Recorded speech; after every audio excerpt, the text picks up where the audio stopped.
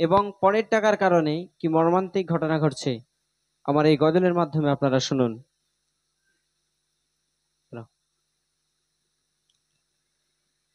ওই ও খোদা গো এই দুনিয়ায় গরিবি তুমি করো না,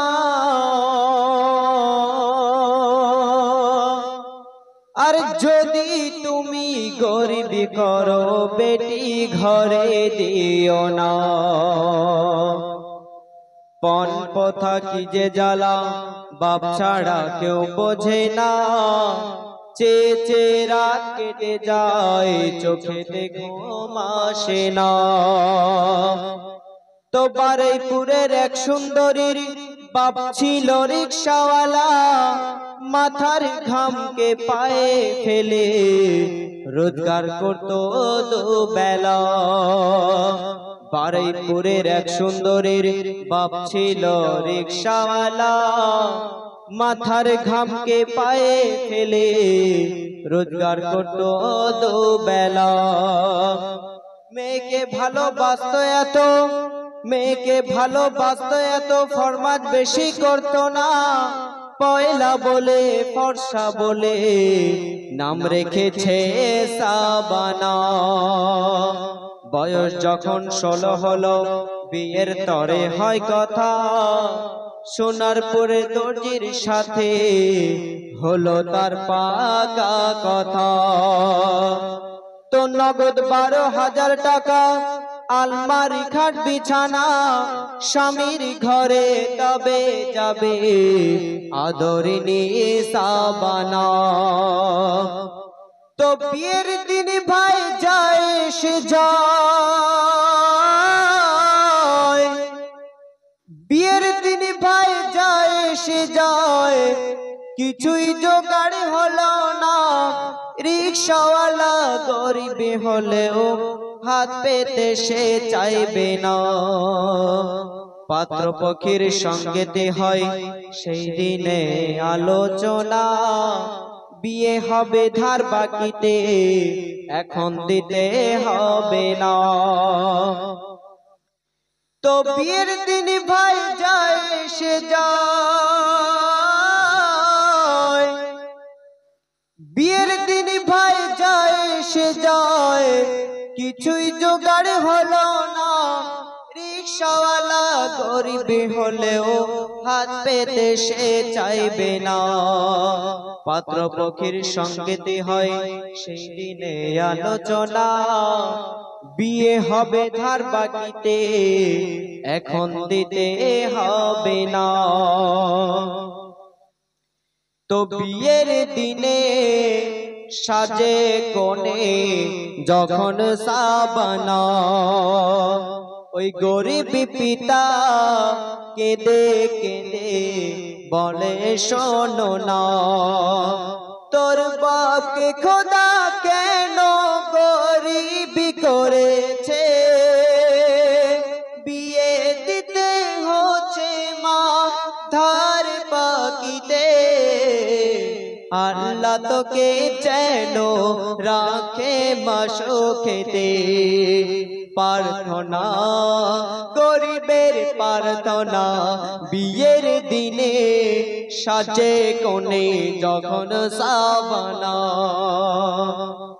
তোর মুখ না দেখে যায় না কোনো কাজে, তুই কাঁদলে মায়া আমার বুকেতে বাজে, তুই কাঁদলে মায়া আমার বুকেতে বাজে।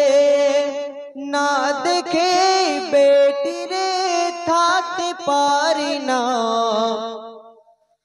বলি তাই আল্লাহকে সুখী করো না। হায় আমার মতো, হায় আমার মতো গরিব যেন কাউকে করে না।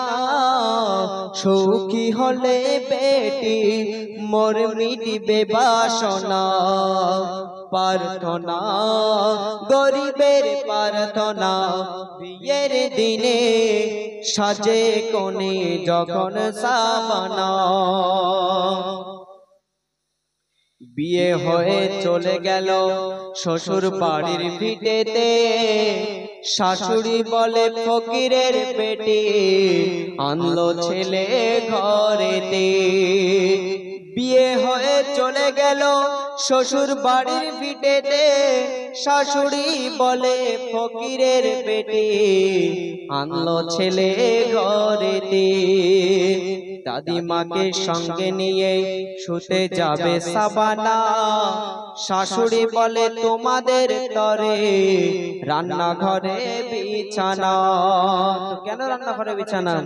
বলে যতদিন না তোমার বাপ পণ মেটাতে পারবে না, ততদিন আমার ছেলের খাটে তুমি উঠবে না। অলিমা যাত্রী সঙ্গে নিয়ে মেয়ের বাবা এসেছে, অঝর নয়নে পানি ঝরে সাবানার দু চোখেতে। তো রিকশাওয়ালা গরিব হলেও মেয়ের কান্না সইবে না, সাবানা বলে মরে গেলেও আবার কানে তুলব না। নতুন মেয়ের সঙ্গে দেখা রিকশাওয়ালার হয়েছে, বলে পয়দা করা ছাড়া বলো মুরত তোমার কি আছে। তো কেঁদে বলে রিকশাওয়ালা,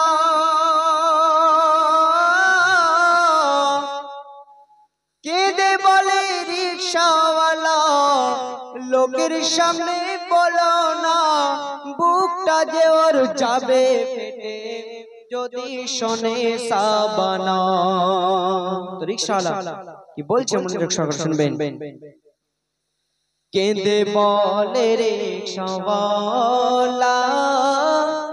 ইয়ো গো আমার আল্লাহ তাআলা। কেঁদে বলে রিকশাওয়ালা, ইয়ো গো আমার আল্লাহ তাআলা। আজকে আমি বুঝেছি, আজকে আমি বুঝেছি গরিব হওয়া কি জ্বালা। কেঁদে বলে রিকশাওয়ালা, ইয়ো গো আমার আল্লাহ তাআলা। রিকশাওয়ালা আরো কি বলছে মনোযোগ সহকারে শুনবেন।